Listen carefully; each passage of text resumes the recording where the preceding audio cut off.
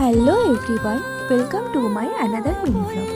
আজ যাবো আমরা সবাই মিলে বইলা মায়ের মন্দিরে পুজো দিতে।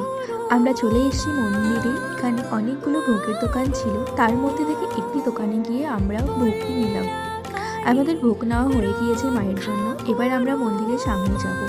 মন্দিরের সামনে গিয়ে মাকে দর্শন করে, মাকে প্রণাম করে আমরা এখন গিয়ে দাঁড়াবো পুজো দেওয়ার জন্য লাইনে।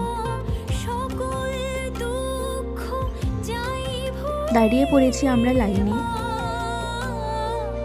দেখতেই পাচ্ছ কত লোক এসছে এখানে পুজো দেওয়ার জন্য। এখানে প্রতিদিন পুজো হয়, কিন্তু শুক্রবারে এখানে বেশি ভিড় হয়। ধীরে ধীরে আমরা চলে এসেছি মাকে পুজো দেওয়ার জন্য মায়ের মন্দিরের সামনে।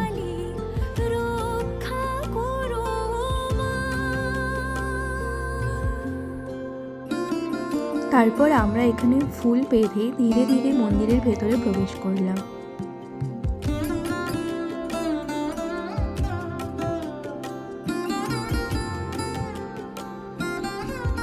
ভেতরে প্রবেশ করে মাকে দর্শন করে, মায়ের পুজো দিয়ে মন ভরে মাকে দেখে মাকে প্রণাম করে নিলাম।